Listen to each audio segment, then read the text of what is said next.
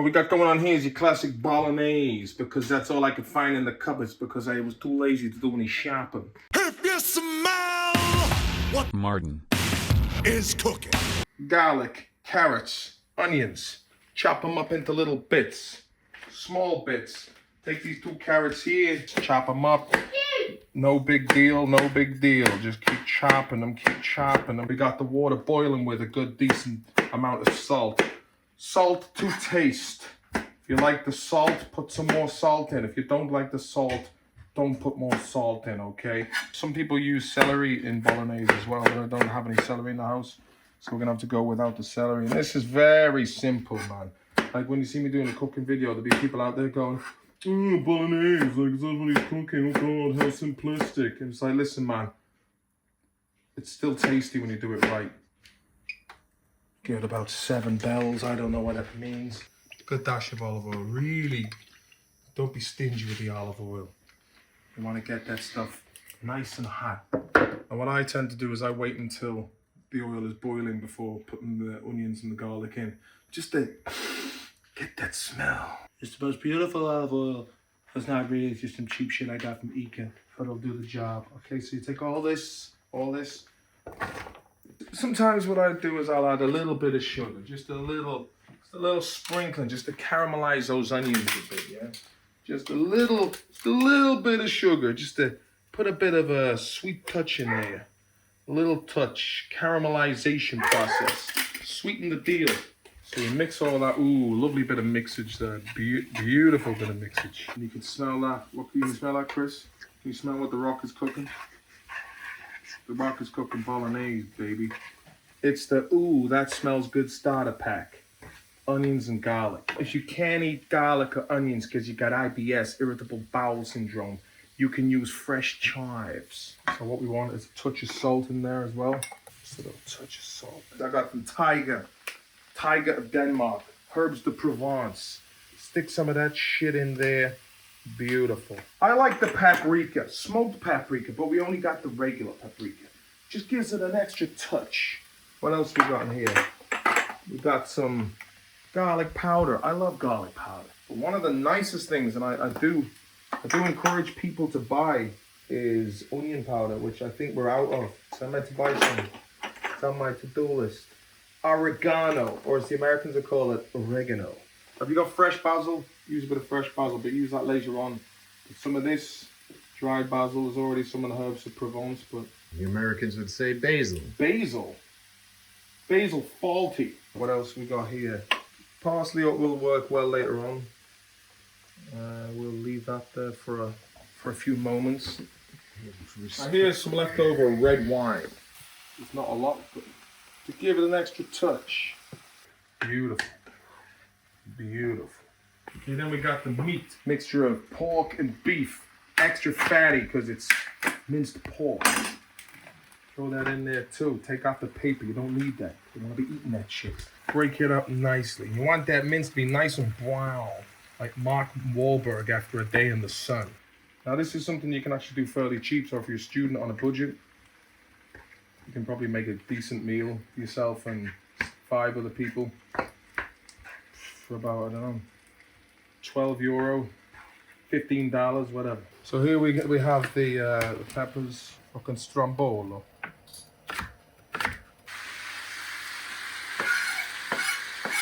Some grilled spices. So like I said, this is one of the most simple of the Italian dishes you can make. You've got a chicken Alfredo, which is another one using cream and Parmesan cheese and chicken, and pasta of your choice. You got the carbonara again. I might make a carbonara as well next time just to show you how it's done the Italian way. Do we cover that or do we keep it open? Keep it open. I might even have to transfer this to a deeper pan, but we'll cross that bridge when we come to it. And how long do we have to let this sit on there? As long as you like, mate. Okay, this is some veal fond, which translates to veal stock. I don't like using veal because of but fucking what are you gonna do? So that's just a little bit of stock, just to give it a bit of a umami base. Oh, this is what I was looking for. Tomato puree. Put a nice shot of that in there. Ooh, baby. Some people would say this is sacrilegious, but it adds a little bit of a extra boost in the power zone. A little bit of ketchup. Ooh, some like it hot, but not too hot. A couple of touches of Tabasco. Oh, baby. It's really starting to look good. Now the juice from the meat is going to seep into the veg and the onions.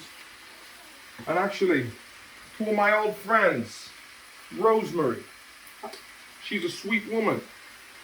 Little touch of rosemary. Oh, it's my old friend oregano. I was looking for that. Plenty of it. Beautiful. Now I need to find thyme. Where's all the fucking thyme gone? Here we go. Some dried thyme. A little touch of black pepper, just to really seal the deal. You see, the thing is, the herbs and the spices, you don't need them, but they're crucial. Now you got the tin tomatoes. It's better if you blend them first, but can't be bothered with that. Give the can a bit of a wash. So you want maybe 2 cans of chopped tomatoes in this. And these are the better ones, these are crushed tomatoes. Now here we go, now it's starting to take shape. So it shouldn't take too long to make this because it's thin spaghetti. Classic, kids love this shit. Break them in half and then sprinkle them so they don't stick together. Now the real Italians might get mad because I don't think you're supposed to break spaghetti. Yeah, but it's just for convenience. But still, if there's any Italians watching, hit that like and subscribe button. And tell me how you would have done it. You know, my father's a great man. My fucking mother worn down to the little enough of a man. Everyone should know how to make a Bolognese before they hit 15. And if you don't know, then I'm going to show you. Here's the very important part now. You see this? Parmigiano Reggiano. This is the best of the best. No Italian dish is complete without a bit of Parmesan. It's essential. It's necessario, as they'd say in the States. So you can also use the same sauce or gravy as the same in the States if you want to do a lasagna. And then you basically make a cheese sauce with that. Or you can also make a pasta bake by taking penne pasta, mixing it with the gravy, putting cheese on the top and sticking it in the oven until it's crisp on the top. And then you got a pasta bake. It's really good cheese.